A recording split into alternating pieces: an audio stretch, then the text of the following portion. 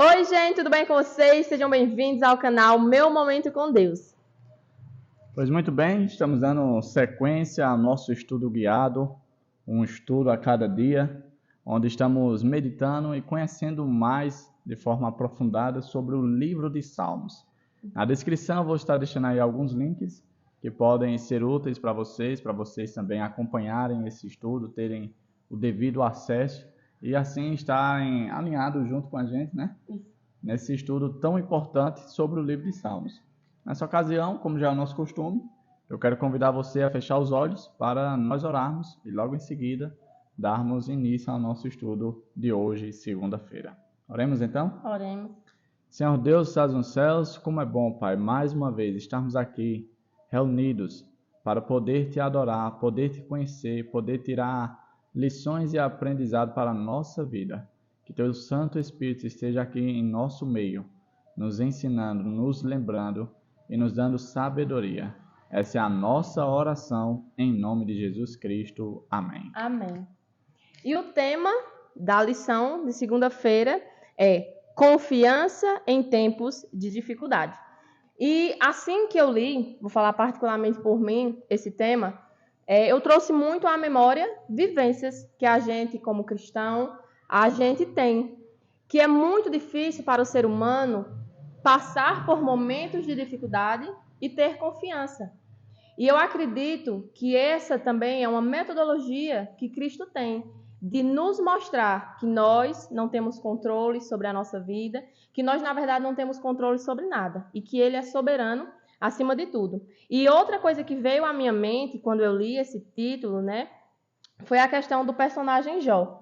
Ele foi um personagem que a Bíblia relata que passou por vários momentos de dificuldade, mas acima de tudo, ele manteve essa confiança nesse Deus tão grandioso, tão poderoso.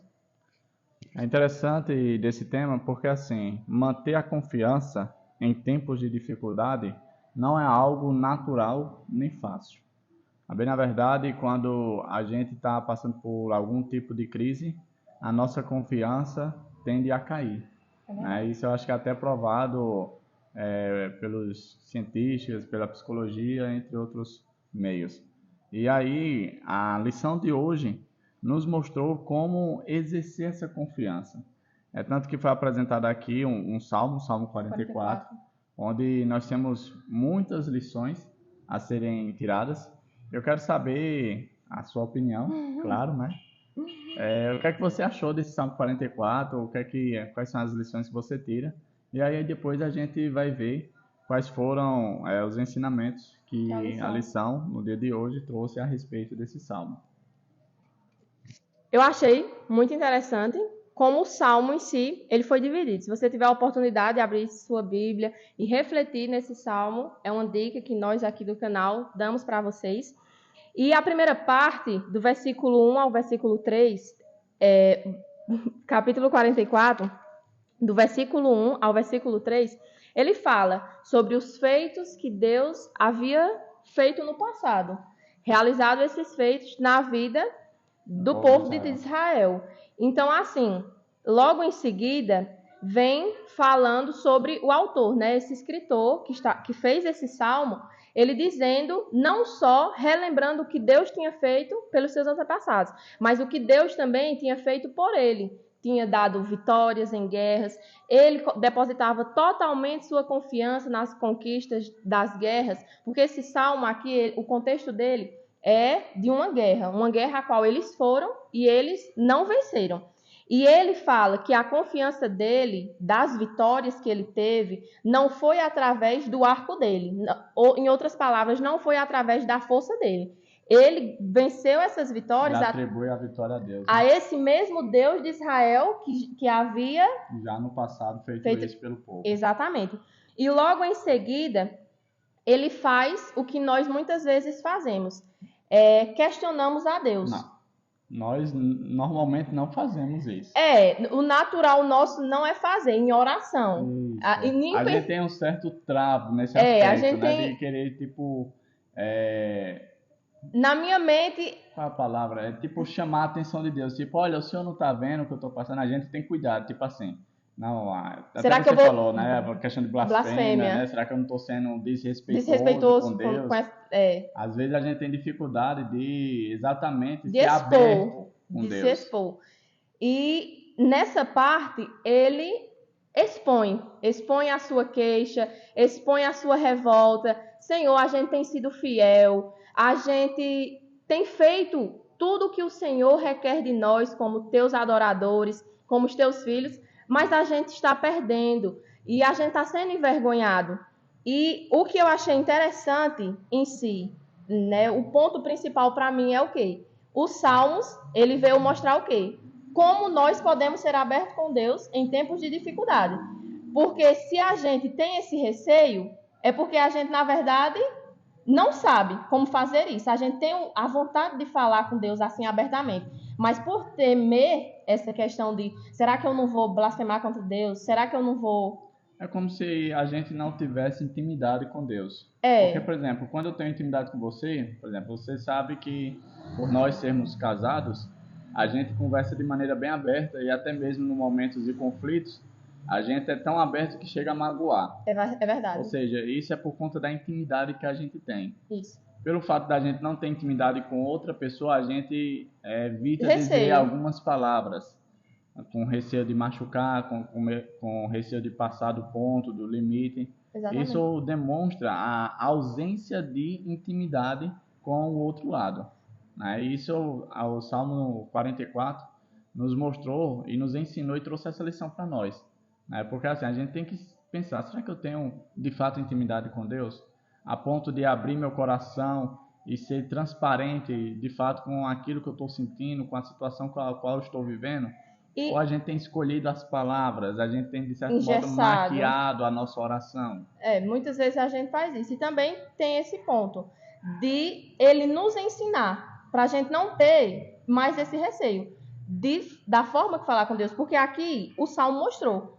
Ele disse tudo o que ele queria expressar de forma aberta, não desrespeitou a Deus e foi íntimo com Deus. Interessante a forma como ele encerrou o Salmo, né? Porque após ele, de certo modo, fazer a sua queixa a Deus, né? Desabafar na presença de Deus por meio de sua oração, ele demonstra a confiança que tem em Deus. Tipo assim, olha, a gente está passando por tudo isso, eu não entendo, eu não sei o porquê, mas a minha confiança está no Senhor. Eu não espero de outro meio, de outra fonte. Eu sei que a solução para os meus problemas é o Senhor. Então, em algum momento, põe em execução essa solução, põe em execução a tua bondade para conosco, porque nós estamos aqui esperando o Senhor, né? Isso é bastante interessante. Esse salmo foi maravilhoso. Foi. Né? Trouxe muito ensinamento e a gente, quando medita assim, a gente diz, nossa, como a gente está distante dessa realidade.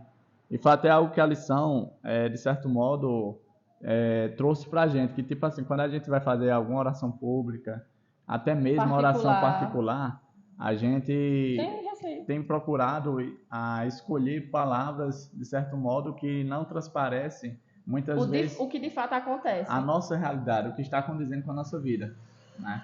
E isso é algo para se pensar, porque tipo, se no momento de particularidade eu não consigo abrir meu coração a Deus, falar, olha, Senhor, tá doendo, eu não estou gostando, tá ruim essa situação, como a gente vai demonstrar confiança em um Deus se a gente não abre, de certo modo, a nossa intimidade para Ele? E logo no início, né, na introdução, a gente falou sobre a questão de Jó.